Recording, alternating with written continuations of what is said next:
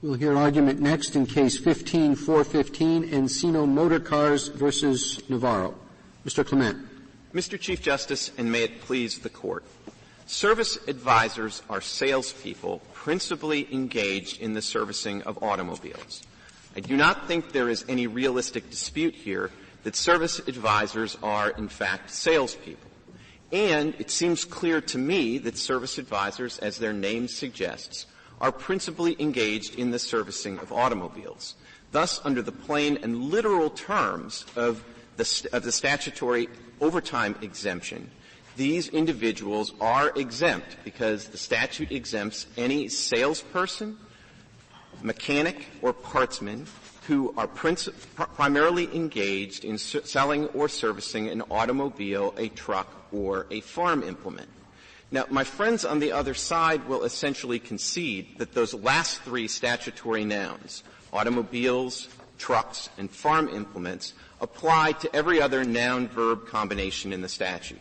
So they don't take the position, for example, that trucks and farm implements only go with servicing and automobiles only goes with selling. But they do take the position that with respect to the gerunds, selling, that it goes uniquely with salesmen, and therefore, even if you accept for a minute that there is a class of people who exist who are salesmen primarily engaged in the servicing of automobiles, my friends would say they're not covered by the statute. Now, I would submit that the statute has multiple textual indicators of breadth that suggest that's not the right way to interpret the statute. There are not just may I ask you, what is the significance of the position you're taking? Does it have any real consequences given the separate exemption for people who are working on commission? It does have real-world consequences, Justice Ginsburg, principally for those service advisors who right now are not compensated on a commission basis. And what, in this field, what percentage of service advisors are not commissioned rather than salaried employees? Justice Ginsburg, I don't have a specific statistical breakdown, but I'm reliably informed that it's a significant number. So it's not that almost everybody is on a commissions basis and there's a couple of outliers who are primarily salaried. I do think the archetypical service advisor is paid on a commission basis, and therefore what I take to be the import of your question might also qualify under the 207I exemption that's generally applicable across industries to commissioned individuals. But there are significant numbers of individuals who are primarily compensated for salary, and they like it that way. And of course, as I think the Court is aware, these Fair Labor Standard Act rules are not waivable. So if you have a service advisor who's been paid primarily by salary and likes the stability that comes with that, they've had that understanding. That's every employee. What's that? That's every employee who's salaried. If they want a job, it's a job, and unless the law protected them, no employer would pay overtime. Well, I understand that, Justice Sotomayor. I don't know how I can take from the fact that service advisors accept what's given to them because they have no choice, why they prefer not to have overtime. I don't know that I was making that strong claim. I was just trying to be responsive that this case does have real-world implications, notwithstanding the 7I exemption. So what example, if we're only talking about those of the people who sell service who are not on commission, what basis is there for giving them an exception? Do they work regular hours? I take it if they work regular hours and if they aren't paid on commission, why wouldn't they be treated like secretaries or others? I mean, apparently Congress thought that the mechanics themselves were special because they go out into agricultural areas or something in the middle of the night and fix a tractor. So they work irregular hours, but these people don't work irregular hours. And they're not paid on commission, so why would they be treated like a secretary or you see, you got my question. I get your question. I think I would try to rephrase it slightly by saying, though, why should they be treated differently from partsmen or mechanics if they're also paid on a more salary basis and so they don't qualify for the the answer would be because the partsmen and mechanics, so Congress thought, in agricultural areas would have to go at 3 a.m. to fix the tractor. And that's why they get within this special treatment. And whether that's still true or not, I don't know. But that's why they're there in the statute, and that isn't true of the service salesman. Here, Justice Now, Breyer. what about that? Yeah, no, I do want to be very responsive to that, because I do think whatever, Senator Bayh was thinking about farm implements back in the day. Right. I think today there's a very good reason to treat the service advisors the same way as the partsmen and mechanics for purposes of the overtime exception. So the first thing to focus on here is that we are talking about an exemption under the FLSA only to the overtime provisions. So however you decide this case, minimum wage provisions are going to apply. Now, here's the reason that all the people on the service team, the partsman, the mechanic, and the service advisors, really need this exemption. Because most customers of automobile dealerships who need service themselves work pretty regular hours, sort of 9 to 5, Monday through Friday. So the busy times at a dealership are what they call the morning rush and the afternoon discharge part of the day. And then also on Saturday. Over 90% of automobile dealership service departments are open on Saturdays. So with respect to the partsmen and with respect to the mechanics, they end up working a little more than 40 hours a week because they're there a little bit earlier than most people. They leave a little bit later, and then they're there on Saturday. Now, most of them, in fact, are paid at least partially on commission. And the way most of this works is that everybody, the partsmen, the mechanics, and the sales advisors, all kind of share in the commission. So if they bring in a certain amount of sales, they all share on that. So as a practical matter, it makes an awful lot of sense to exempt all of these people from the overtime rules. They're all paid well. They're all paid above the minimum wage, which is the exemption doesn't apply to anyways. And they all have a reason to work like about 46 hours a week instead of 40 hours a week. And it would be very, very disruptive to all of a sudden take the service advisors, who are an integral part of the team and also happen to be the best paid on average of the three, and say we're going to pluck you out, and you alone are not going to be exempt from the overtime rules. I think that would be very disruptive, and the industry has understandably come upon these arrangements during the 3+ decades when my friends at the Labor Department acquiesced to this arrangement because they had an interpretive regulation, they went out and brought some enforcement actions, and even though it was the Wage and Hour Division themselves that were litigating these cases, they could not convince a single federal judge that they were right about their interpretation of the statute. Now, I think those federal judges— Mr. Clement, those courts were before Chevron. Oh, they were just— And so, I take less value in what the court said because every one of them said the provision was ambiguous. Well, they just thought that the better argument, this was before Chevron, favored your interpretation.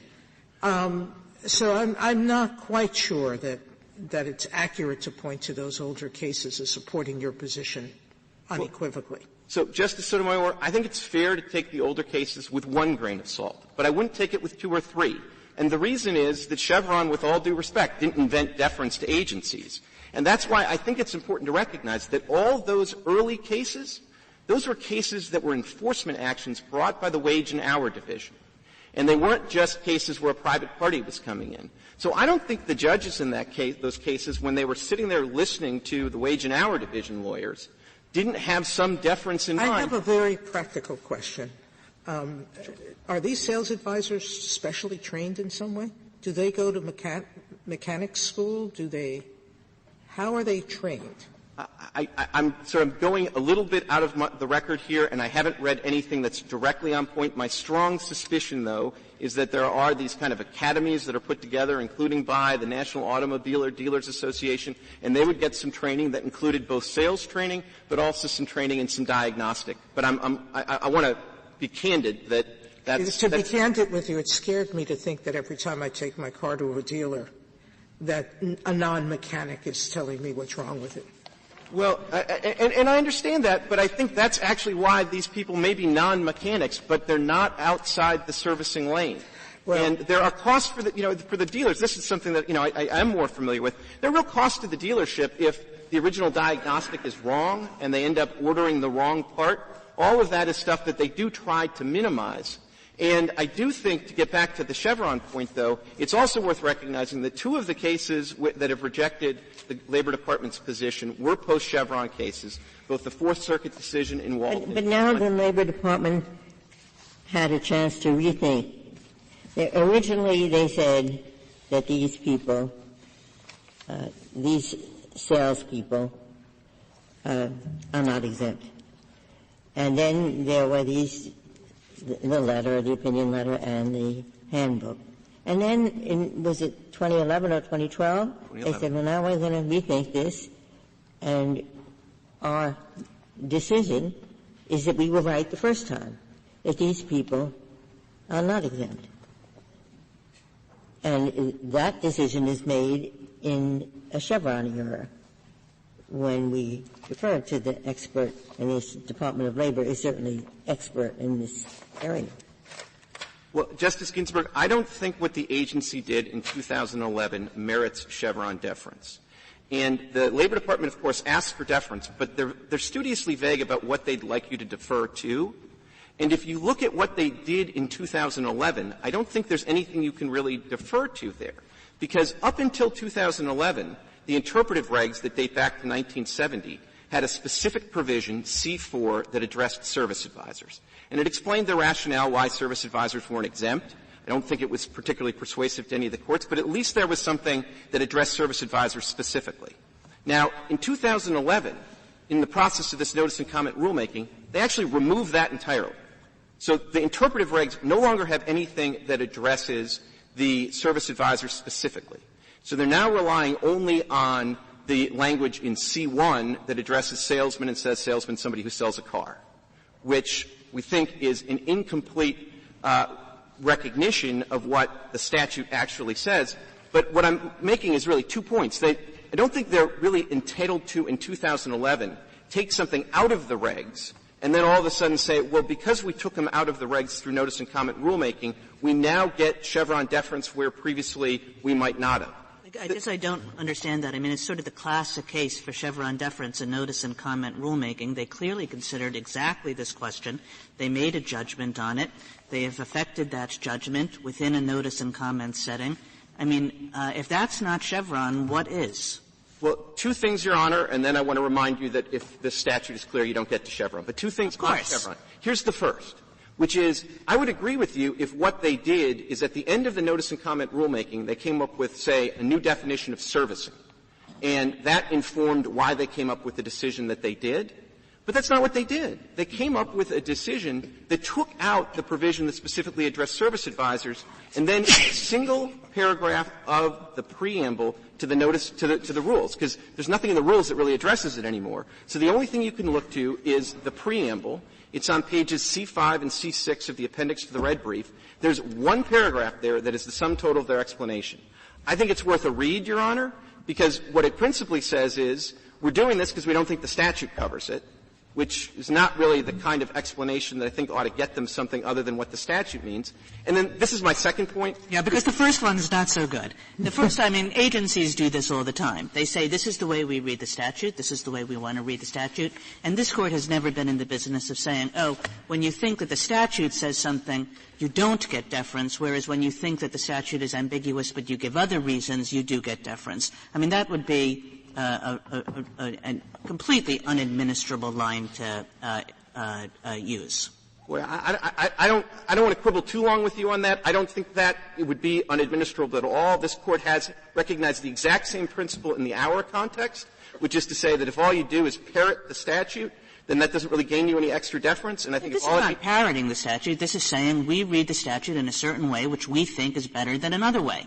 And so I want to get to my second one. I would just say, though, I do think it's worth reading that paragraph on C5 and C6, because particularly in the unique circumstance, and this is the segue to my second point, at least in the unique circumstance where every court that has looked at the statute since you first took the position that it meant X has said, no, it means not X, to then just because you've had a notice and comment rulemaking, which, by the way, started with the proposal to codify the rule that all the courts had adopted, just because in that process you say, well, we still think we have the better view.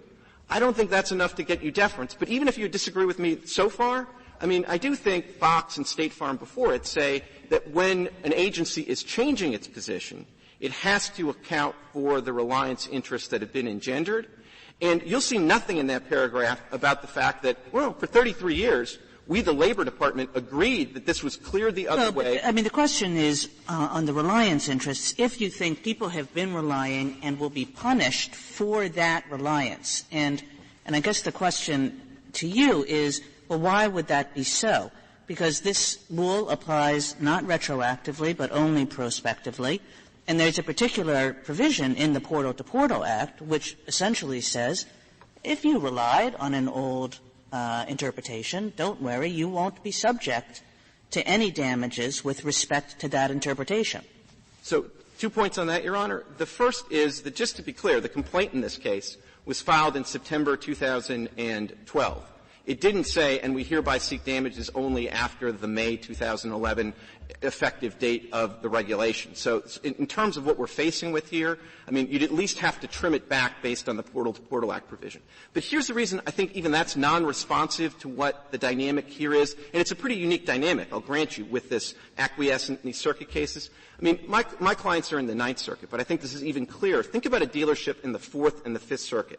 Okay? They already have circuit precedent that says that the service advisors are exempt.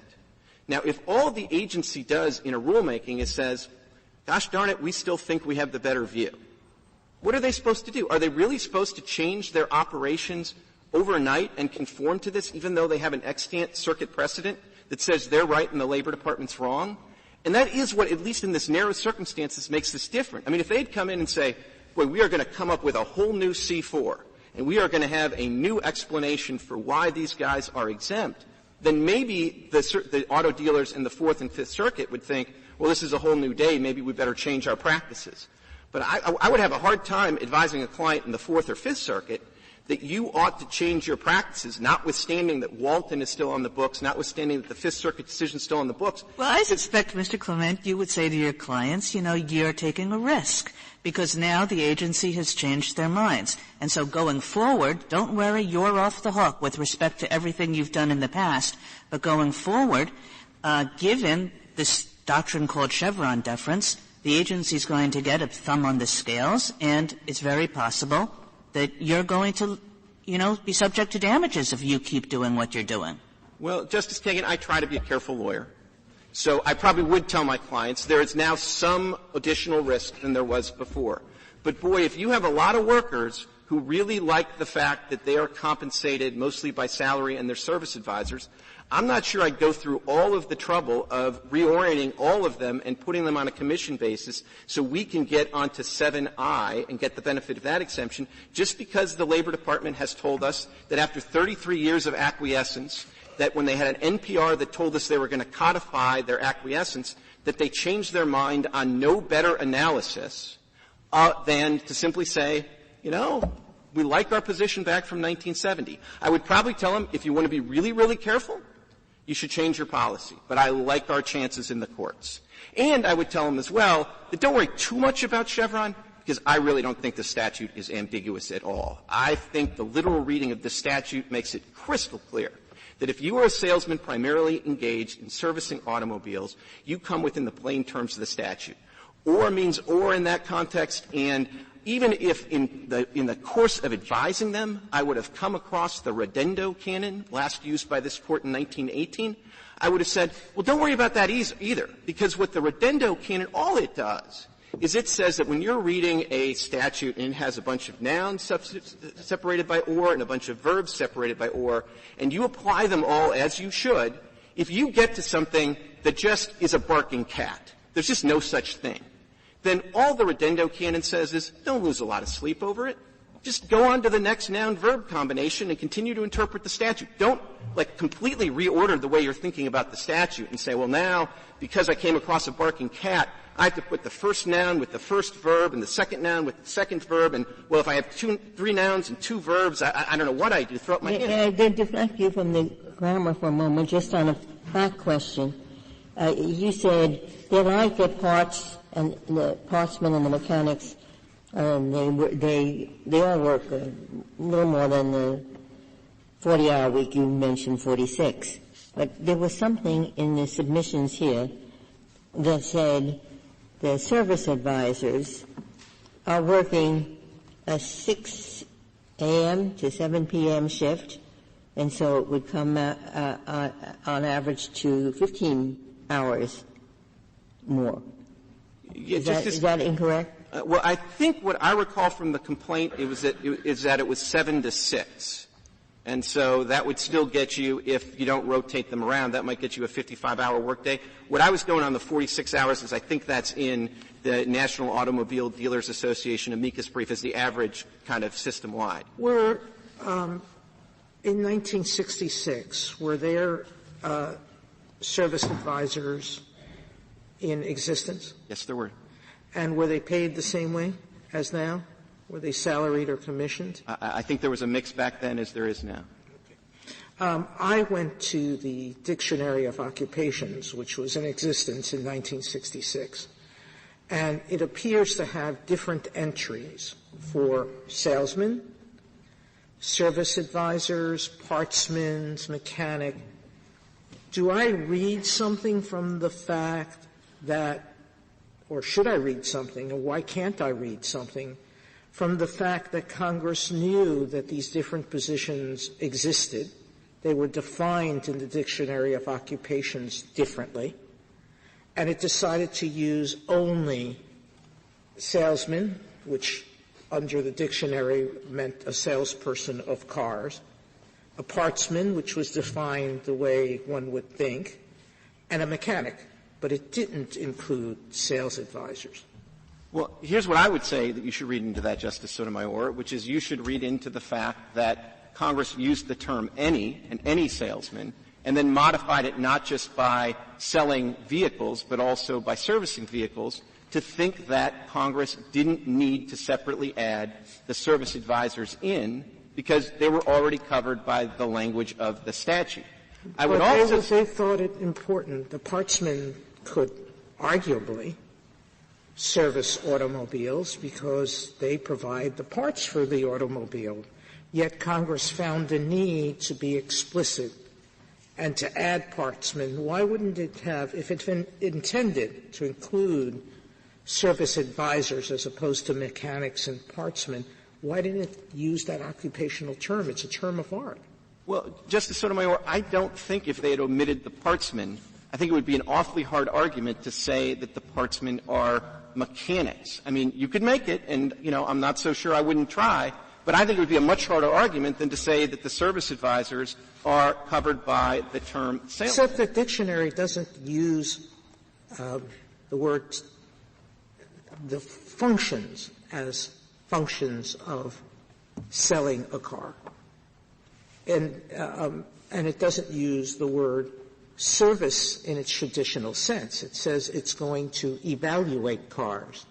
It's going to give the work to mechanics, but it doesn't use the word servicing a car.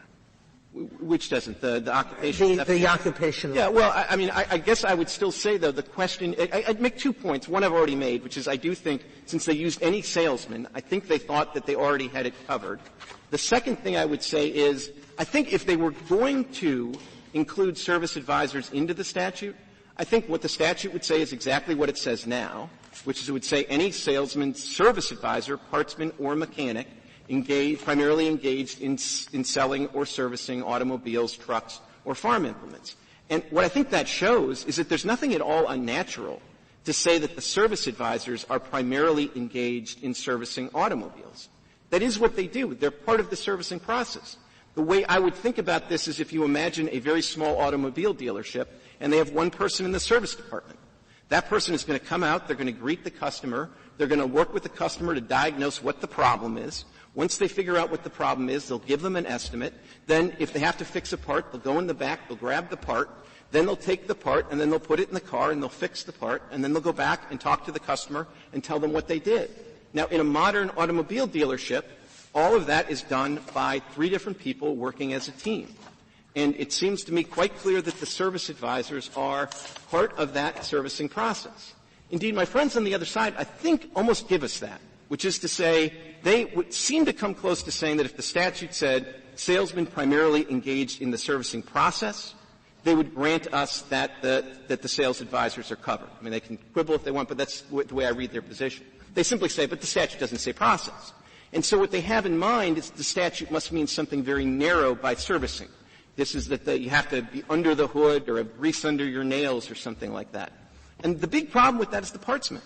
The partsmen are no more in the main under the hood or getting their nails dirty by actually servicing the automobile, but they are an integral part of the servicing process. And because they're covered, I think we know that Congress used the term servicing in a more capacious sense and not in some narrow sense that you have to do the servicing personally.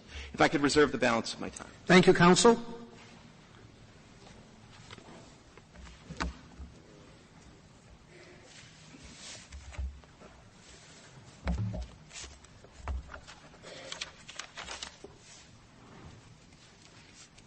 Mr. Bivens.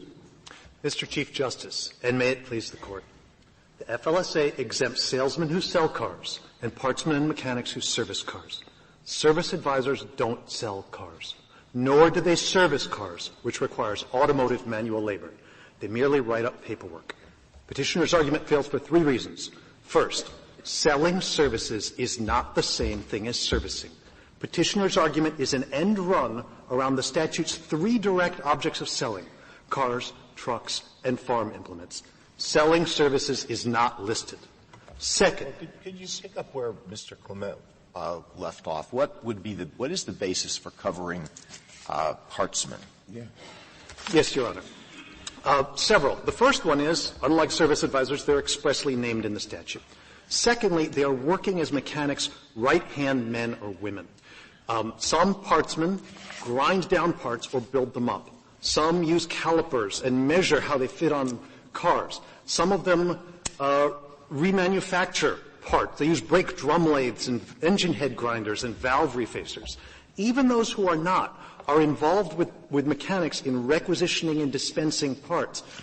Well, as to those who are not, as to those who obtain parts, don't change the parts, supply the correct part to the mechanic, they would still be engaged in servicing automobiles, you would say.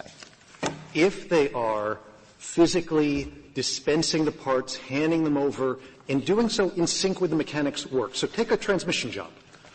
If an automatic transmission is being redone, the partsman has to know that the mechanic first needs to build the clutch units. So he first dispenses the clutch discs and plates and the clutch drum bushings. The mechanic is working on them. The partsman goes back, gets the remainder of the automatic transmission assembly, and goes and hands them to the mechanic. This is a back and forth. It's a mechanic-facing role, not a customer-facing role. Yeah, they are more closely connected with the actual repairs of the car. There's no question about that. But they are not engaged in manual labor. That type of partsman is not engaged in actually doing anything physically with the car. So if they are covered, if servicing automobiles includes that, then you have to explain why the line is drawn between that activity and the activity of the employees who are at issue here. I have a couple of responses. The first one is, if there's a line to be drawn, that, of course, is for the agency. Secondly, I would say that they are engaged in the dictionary definition, repairing or maintaining automobiles. And in the reply brief, at page 11, Petitioner comes very close to conceding, well, they're not repairing in the way that servicing is used in several other statutes that we cite. But our theory is they are part of this general process or integral or core sales and service, which they're adding to the statute. The only way that Petitioner manages to add that to the statute is saying that the phrase engaged in somehow broadens the ordinary meaning of servicing. But it doesn't, for three reasons. The dictionary definitions cited by the government, engaged in means employed in or taking part. So then Petitioner falls back and says, well, the FLSA, when it uses engaged in, means something broader. They cite a definition provision, 203J, in the reply brief. And they say that the definition means that engaged in includes any closely related process. So we pulled the actual subsection, which says precisely the opposite of that. It does not provide separate definitions of produced and engaged in producing, as Petitioner's quotation suggests. It defines produced equal to engaged in the production of goods. The subject is engaged in doing the action. Now, what that section says that actually broadens it is language petitioner doesn't quote. It says an employee shall. Sorry, can you tell us where you're reading from, if Okay, it's this available is to us? 29 U.S.C. 203J, the petitioner's reply brief at page 11. Thank you. But they don't quote the section in full. If you look at 29 U.S.C. 203J, it says an employee shall be deemed to have been engaged in production if employed in a related process. It is the deeming that sweeps in closely related processes. It's not the language of engaged. And then we look at this Court's case law interpreting that very provision. So this Court has interpreted that provision as contrasting the narrower phrase, actually engaged in production, with the broader phrase, every process or occupation affecting production. That's this Court's case, Farmers Reservoir, 337 U.S. at 759 to 60. So far from proving that engaged in opens the door to the ill-defined process of servicing, Section 203J and this Court's precedent confirm that it does not broaden the verb servicing. And servicing means repairs, maintenance, and similar automotive manual labor. Now, I suspect it differs from place to place and how many people they have and all that, but why isn't? I mean, are these the people when you go in and, you go and say the car's making a funny noise or something, do they go out and look at the car, listen to the noise? That seems to me to be more like a process, and then they go to the mechanic and say, well, you need to do this, or you want to look at this, or whatever. So my understanding is... So I'm just trying to, you earlier said they're just doing paperwork, and I'm trying to put a finger on exactly how much they do of that and how much they do of the other. Right. So my understanding is there's the important difference between service advisors and partsmen, to answer both questions together. The service advisor is a customer-facing role. He's advising the customer, not advising the mechanic. Goes up to the customer, has a clipboard, records whatever symptoms the customer says. It's making a squealing noise or it's not driving well. Now, only in that sense is he recording something with the automobile. He's not going under the hood. He's not taking parts apart. He's not rendering a final diagnosis on which the work will be based. He relays that information back. It's the mechanic who hooks the car up to the computer. Well, you've missed the process, and some of us up here are experts in having to go to auto agencies and coming back. Yes. The first thing he does is give you an estimate. Yes. And both in cost and in time, and make recommendations for well, maybe you should replace it and it would cost you X dollars. So just to say that he puts something and then it's up to the mechanic, that's incorrect. You are correct, Your Honor. He's giving a preliminary estimate based on, we think this squealing noise means you need a new timing belt. That's how much it would cost. Have you had your brakes done, et cetera. But it goes back to the mechanic, and the mechanic may come back and say, no, actually, you need an overhaul or something else after going under the hood. I don't mean to be too particular, but if there's a squealing sound and it might be the fan belt, you're saying he's not going to open the hood and look at the fan belt? Well, he's not going to be measuring the tension on the fan belt, touching the fan belt, doing any of that. That's back in the shop bay. For liability reasons, they can't do the work in the front. The insurance requires all of that be done in the back, is my understanding. So how would you describe what this employee is engaged in? You say he's not engaged in selling cars, and he's not engaged in servicing cars. So what is it? What other category is there other than selling and servicing? There are people in an auto dealership who do lots of things that might be part of a general process. Petitioner leaves the impression that there are 3 or 4 kinds of employees, and you're just carving one out from an otherwise exempt unit. There are at least 20 categories of employees in the service department, as the machinist's brief explains. There are dozens of kinds of employees in the sales department, in parts, in used cars, in leasing. And so they may be engaged in this selling of services, but even if they are, selling services is not the same as servicing. It isn't. Suppose you say, you phone them up and you say, I'd like the servicing department, please. Yes. Someone answers the phone. Hello. Who are you? I'm a service, what do you call this person? Service advisor. Yeah, a service advisor. Are you engaged in servicing? Well, why would I be here if I wasn't engaged in servicing? I'd be over in the selling department. I think you can read this either way, frankly. I mean, I don't really, I can't get too far with language, which is why I have a question which isn't related to language. I would say if you don't think it's clear, of course, Chevron deference. Yeah, well, that's the question. And I don't hold you responsible for knowing every word I've written in every case. But still, I did in Fox make a point of an administrative rule that I think is important, an administrative law rule, that when an agency changes its mind, it should explain it. And I probably, in Fox, thought that more than many of my colleagues.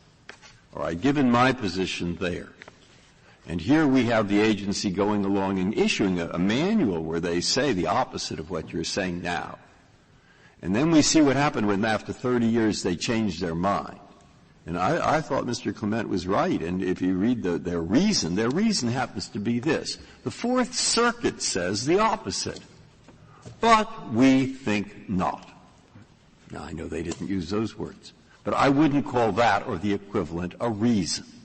And so is there somewhere in this document, C1 through whatever, is there somewhere a reason why they changed their mind other than, we think this is a better interpretation? Because that doesn't address the problem that I thought was at issue in Fox. And if I were to use one word to describe that problem, it is the word they've used. It's called reliance. I'm not saying it predominates, but doesn't the agency at least have to address it?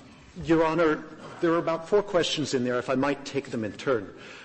You asked about your own writing and your own position on reliance. I'd point to your own opinion in Long Island Care, where, first of all, you took the position that intermediate agency enforcement changes, et cetera, rules, and it's Smiley, the Court said the same thing, don't count as changes of position in the first place. That's a good point, and I don't know how absolute we ought to be there.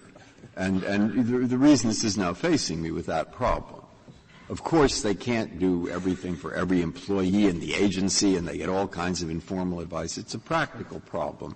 But here we have a kind of extreme, 30 years, manuals, noting explicitly that it's a change of position. I mean, it's not just one part of the agency can't always be consistent with every other part. So that's exactly what you put your finger on, why I asked the question. Okay. And the fact that I said it that way that time, at most is going to show I'm not always perfectly consistent, which is, I'll admit. I think Your Honor was also correct in saying in Long Island Care that the notice and comment rulemaking process makes any potential for any unfair surprise unlikely. It's also quite noteworthy in the reliance area that, as the professor's brief pointed out, in the several days after the April 2011 rule was promulgated, even before its effective date, counsel below for petitioners and a number of other law firms and petitioners amicus nata were all publicizing to the members, this new rule came out, it's becoming effective in a month, you need to take account of that. You also had a component in your question that was about the basis for the rulemaking and for the change in position. It's not just the paragraph at page C5 to C6 of our brief. The 2 pages before that, from C3 to C5, have the comments. There were 7 comments that addressed this issue. 5 of them favored the position that the agency. Could you give me the pages of that? It's in your brief? The back of the red brief, at pages C3 to C6 is the reasoning. So at the bottom of C5, the agency says, and as commentators point out, so it's incorporating by reference the 2 pages of comments discussion that preceded it. And on the previous pages, such as page C4, several of the amici, the commenters, point out there are line drawing problems here. These are not classic mechanics or servicers. They're just coordinating. They have this administrative function. They're not, just because they're integrated doesn't make them, in fact, selling or servicing. In essence, why did they change? It will be as commentators point out, then they go on to say what it is in that sentence that the commentators point out. So I agree. Other people agreed with them. Sure, that's true. But the question is, why the change? And I do get this. We changed it because we think that we're more consistent than the statute than we used to think that was consistent with the statute. I'll go that far. And now I have to figure out, is that a good enough reason? We didn't think it then, but we think it now. There's more. And that's — is there anything else? There's more, Your Honor. Right. On page C5, Neela points out some line drawing problems. The 1978 opinion letter had it had drawn a line between warranty work versus non-warranty work because presumably the warranty work was sold previously and you're not selling it now, and there are administrative problems with drawing these kinds of lines. It's cleaner and simpler for the agency to revisit the issue for the first time with notice and comment rulemaking to say, let's just treat these people as a class and not require bookkeeping of what's warranty versus non-warranty work. And so that when Neela makes the line drawing reference in there, I think that's what it's referring to, and the agency is saying, just as a class, they are not selling vehicles, they are not servicing vehicles, they are selling the servicing of vehicles. If I might, Davis, Mr. Clement suggested that you might be seeking damages for pre-2011 conduct. Are you? Our complaint was filed in September 2012. The 2-year limitations period goes back to September 2010. We have noted that as for anything before the effective date of this new regulation, May 5th, 2011, the Portal-to-Portal Act could be pled, and it could perhaps be proven. That's an issue for remand. It's not in this case at this stage, but Congress has dealt with this issue. And there is nothing retroactive about applying a 2011 regulation. Is that the good faith reliance provision? Yes, that's 29 U.S.C. 259. And is that applicable, is that an open issue on remand? That's an issue. It hasn't been pled. It's an open issue on remand. And is that both as to pre-2011 and post-2011 damages? It's not as to post-May 5th, 2011, because the opinion letter has no force past the effective date of the new regulation. I'm sorry, you were about to say there's nothing retroactive about applying a 2011 regulation to post-2011 conduct. The government's brief deals with this well, that the kinds of serious reliance interests that count for these purposes are criminal penalties or civil penalties on actions that were already done before the regulation. And what about the damages you're seeking before 2011? The Portal-to-Portal Act may well be a defense in that situation if they can plead and prove reliance. May I you are seeking damages. We have a damages claim, but they have a defense. Well, but even though the regulation the regulation that changed the interpretation, that took effect 2011? The notice and comment regulation took effect May 5th, 2011. And that changed the department understanding of the statute? It maintained the formal regulation. It rescinded the enforcement materials that said they would not enforce during that period of time. So the department said, I just want to get, the department said they would not enforce up to, prior to 2011. Yes. And yet you still think they should be liable for damages? No, there's the Portal-to-Portal Act. Well, putting aside, that's a defense. You're saying, well, you might win on that or you might not, right? Right. But you still think they should be liable for damages when the department said they were not going to enforce the position that you're articulating? Our position is that the defense may indeed preclude that. Well, I know, but I'm asking whether – so in other words, they may not succeed in their Portal-to-Portal Act defense, but you nonetheless think when the department says we're not going to enforce the view that they're liable for damages because they didn't take the opposite view. We are willing to concede the pre-2011 damages. Is that just at this point, or is that clear from has that been your position all along? It's never been pleaded or proved. This hasn't been litigated. It hasn't at all. been litigated. We're just dealing with the threshold issue of how do we categorize these people. Yes. And yes. on that, do you know I had asked Mr. Clement, what is the universe of employees we're talking about? How many of these people would not come out under the, 701I because they are commissioned employees? Well, there's a wide range of compensation methods.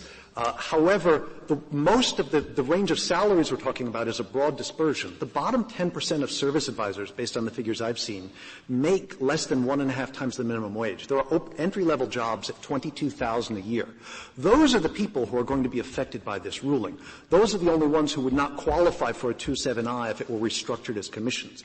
And so we're not talking about the highly paid ones whom the dealerships could exempt under 207I by structuring it. We're talking about people who are just above the minimum wage, less than 1.5 times above. If I might deal with a few questions this Court raised earlier, one of them, the partsman issue, I'd like to offer an analogy on partsman. Petitioner's position is as if you have a statute that speaks of a doctor engaged in operating. That makes sense. If the statute said doctor or nurse engaged in operating, you'd understand. You don't normally think a nurse operates, but the OR nurse is close enough. But Petitioner is saying if you exempt the OR nurse, you also have to exempt the hospital intake clerk who does paperwork, maybe even the hospital intake nurse who takes vital signs. There is no reason you have to expand beyond the operating room, the person who's right there handing the utensils and scalpels over, to go all the way out to the front office. Well, I'd feel more comfortable about this if I understood the criteria that Congress applied in choosing the employees who are covered by this provision. So take the case of the salesperson who is not working on commission. Why did Congress include that employee within this category, and what is different about employees of that nature from service advisors who are not working on commission?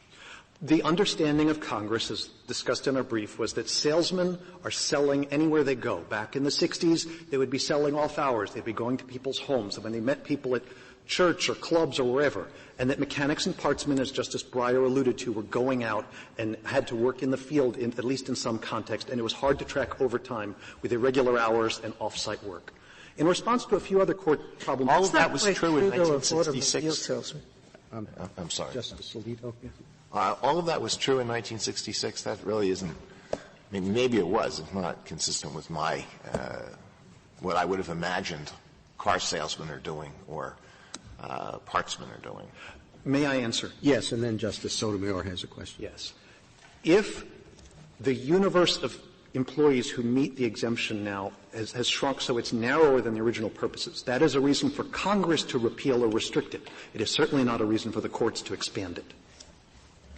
It was more of Justice Alito's. When did automobile salesmen travel? When did mechanics and partsmen for automobile leave the job? Congress, the Senate discussed that expressly in the 60s. I don't know when that changed. Thank you, counsel.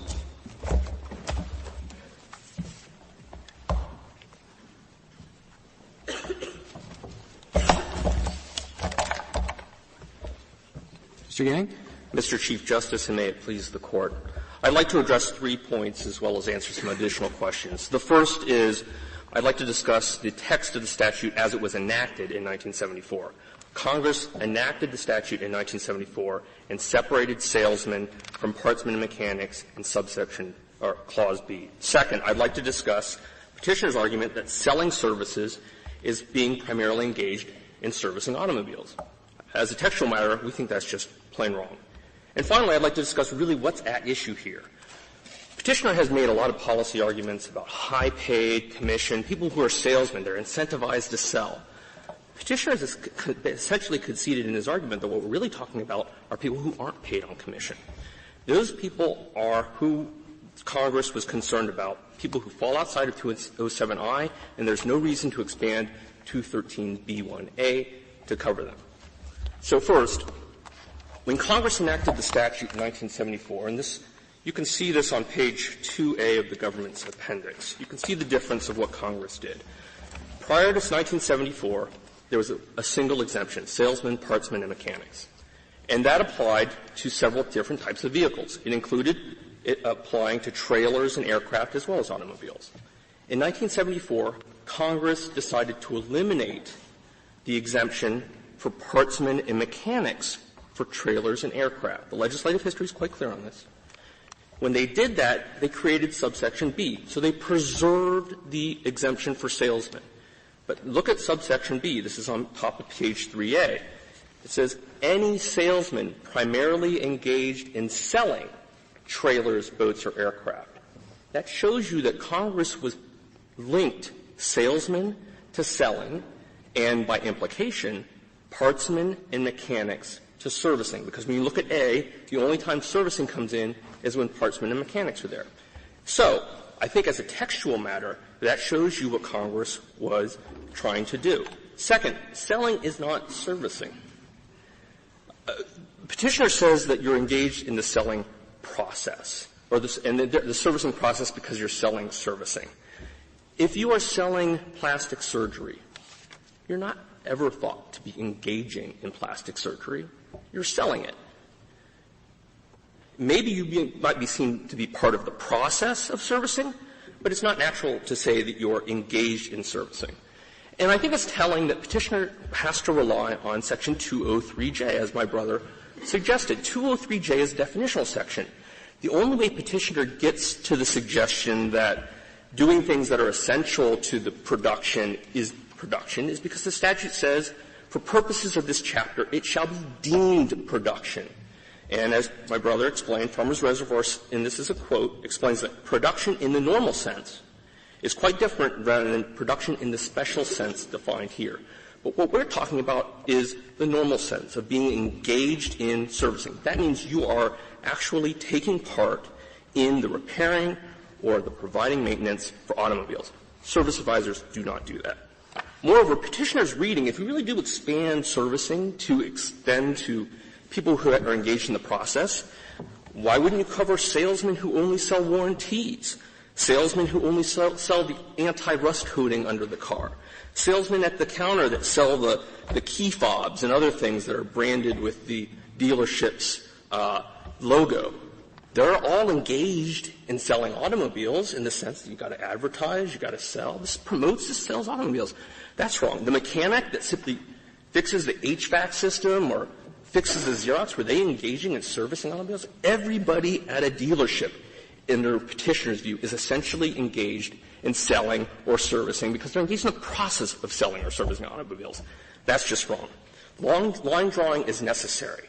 Now, we depart a little bit from respondents in that we think the statute is ambiguous, right? I mean, if the statute had just said salesmen engaged in selling or servicing, you'd be forced to say, wow, Congress must have meant salesmen instead of intended a distributive meaning when they included salesmen, partsmen, and mechanics. But the line drawing that has to be done here, if you acknowledge that line drawing has to be done, salesmen, the service advisors, are way down the line. They rely on partsmen, but partsmen, as we explained, are working hand in hand with mechanics. So they're logically understood to be servicing. But a salesman is not logically understood to be servicing. So what's key about the canon of redendo and the recognition of distributive phrasing is not that you have to read the statute that way. But what it does suggest is that there is no such basic rule of grammar that requires the use of or to link every antecedent noun with all antecedent gerunds. The question is whether it's ambiguous. So if we get into ambiguity, the agency has construed this statute in notice and comment rulemaking. That is entitled to deference. Now, before Mr. Yang, why was it? I mean, for the most part, this explanation seems like not the world's best explanation to me, but perfectly adequate. But Mr. Clement does have a point that somehow the agency took out this more specific explanation. And I guess if I were just looking at the explanation itself, I would say, not an A-plus job, but fine. But it is a little bit perplexing as to why they took this out. Why was that? Well, we don't have this in the record, but I've been informed that there was an inadvertent mistake in drafting. All of these are in subsection C of the statute. Well, I really did not expect you to say that. But it was inadvertent, but it doesn't make a difference, and I'll explain why. The prior C4, they redid C1, 2, and 3, and they just didn't reprint 4 because it hadn't changed at all. So, but the reason it doesn't matter is what C4 said before. Not an A-plus explanation. It's a passing grade. But what I would say is in C4 before, if this is reproduced on page 6A of the appendix to our brief, it said sales advisors aren't included unless they're primarily engaged in the work of a salesman, partsman, or mechanic as defined. So what really does the work is the definition of salesman. And the definition of salesman is what they reenacted after notice and comment rulemaking with some modifications to take care of changes since the 1974 amendments. The definition of salesman covered, and they say, as used in Section 13b10, so they're construing the term salesman as used in this statutory provision. It means someone who's engaged in making sales or obtaining orders for the sale of vehicles. Service advisors don't fall into that category. So they're not salesmen within the meaning of the statute as it has been construed. They're salesmen, sure, in kind of a general sense, but they're not salesmen as construed in this provision because they're not engaged in selling automobiles. Not the perfect, but a passing grade for the agency. Now, that's maybe this problem in my mind will go away. But I'm with you up to a large point. I think it is ambiguous. I think there is no longer any reason at all for having the mechanics exempt, but they're there. And so then with the service people, an agency could reason, well, let's not make a bad situation worse, which is what you say. Or they could reason the opposite. These are virtually identical. Why not treat them the same? I'd say that was within their power. Now, problem, 30 years. And so the real question is, don't they have to address this? Well, they do well, do they? I mean, I guess I'll read that again and try to see, do they really address it? But that's where I'm having a problem. And it isn't just, he's quite right, your colleague, where he says this isn't just a simple reversal of a regulation. It isn't that. They never really had the regulation acquiescing, and they've had to find things in handbooks and so forth. But the practical fact is everybody thought the law was what the court said. And so now suddenly this is a problem because, after all, different administrations have different policies, and there's some protection in the APA from preventing too big a shift too quickly, the protection being address it. Address it. Think about it. I think what's necessary is for the agency to recognize that it had a prior position, which it did here. It also has to explain what it's doing, which it did here. It explained how it understood the statute to be most appropriately read. Now, to the extent you also have to — you're suggesting that the agency has to explain why its prior interpretation was wrong? No. I don't think because I don't think either would be wrong. I mean, but they have to explain why are we, despite 30 years of going along with the other, why now do we think that was a mistake? I think you can, if that were a requirement, which we don't think it's necessary, but if it were, you could easily see the answer by reading the 1978 opinion letter in conjunction — if I can finish. Thank you. The 1978 opinion letter was based on the theory that service advisors are selling. They're doing selling. And so as a result, they said, well, when you're working on service under warranty, you're no longer selling, so you don't count for the exemption. Only when you're selling non-warranty services. Thank you, counsel. Mr. Clement, 4 minutes. Mr. Chief Justice, and may it please the Court, just a few points in rebuttal, starting right where Justice Breyer and my friend from the SG's office left off, which is to say, I think, if you look at what they did in the preamble, they did what agencies do every day, which is first they say, we got some comments that said this, we have some comments that say that. They simply relate what the comments were. Then there's the money paragraph that explains what they actually did, what justifies their decision, and there's nothing in there about reliance interests at all. So if there's anything to your Fox position, then I think this does not get a passing grade. It gets a flunking grade. And what I'd like to just offer as a potential comparison, as you may know, the agency has also revisited the issue you addressed in Long Island Care. And they did that through notice and comment rulemaking. And it's worth a quick look to show what night looks like and what day looks like, because that is all about the reliance interest of the fact that they treated this one way for many, many years, and there's sections of that preamble explaining when they change it, how this is going to impose costs and why those costs are justified. It is a stark example of how the agency should behave when they're changing the position. And here's the last thing to add about this. It also, if they give that kind of analysis, it gives some reason for people, especially in the Fourth and the Fifth Circuit, who already have a binding circuit precedent that say that service advisors are exempt. It gives them a reason to maybe think about changing. But when they do nothing to address the reliance interest and they just say, gosh, we really think we were right all along, why is anybody, especially in the Fourth and Fifth Circuit, supposed to change the way they're doing things? And that's the only way that they say they can even possibly get within this protection against massive retroactive damage liability. So I think, in a sense, the State Farm principles or the Fox principles would work hand in hand with this concern about retroactivity. So is it okay if we just send it back?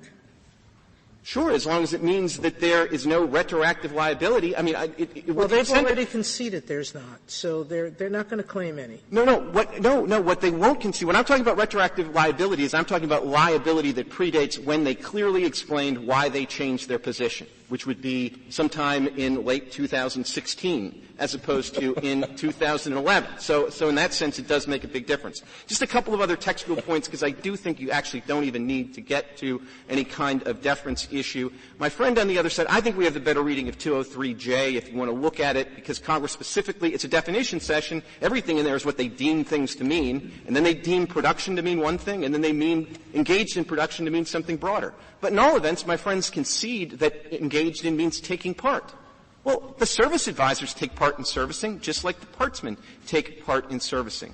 Mr. Chief Justice, if you have any questions about what the service advisors do, a good place to look is the complaint. JA 40, they tell you what they are. They evaluate the service and or repair needs of the vehicle, and they write up an estimate for the repair and services. That, to me, seems to be taking part in the servicing process. I'm not so sure that's not more integral to the servicing process than what the partsmen do. The last point I'd like to make here is that there is a practical anomaly that will be created with siding with the other side, is that the best paid people in the servicing departments will now be the only ones that are not exempt. On average, the service advisors make about $66,000 a year. The average partsman makes $51,000 a year. The average mechanic makes $59,000 a year. Now, I'd hate to be the person that has to go explain to the partsmen and the mechanics why it is that their better paid service advisor colleagues are the only ones that aren't exempt from the FLSA overtime provisions and are going to get a windfall in litigation like this. That would because they would be exempt to the extent that they paid on commission, which, as I understand it, most of them are. Yes, Justice Ginsburg, but to repeat my answer to you, there are people right now who are service advisors who are not paid principally on a commission, and they like it that way. And the consequences of ruling in the other side's favor is that automobile dealerships are going to have to go to these people because FLSA provisions are not waivable, and they're going to have to say, look, I know you like it this way, but we got the Supreme Court decision, so we're going to have to rejigger things so you get into this different 7I exemption for commissions, so you can no longer be paid the way that you've been paid for the 30-plus years that the Labor Department has been acquiescing in this. We think you should join the decisions of every court to address this issue, save the Ninth Circuit below, and find that service advisors are salesmen principally involved in servicing automobiles. Thank you. Thank you, counsel. The case is submitted.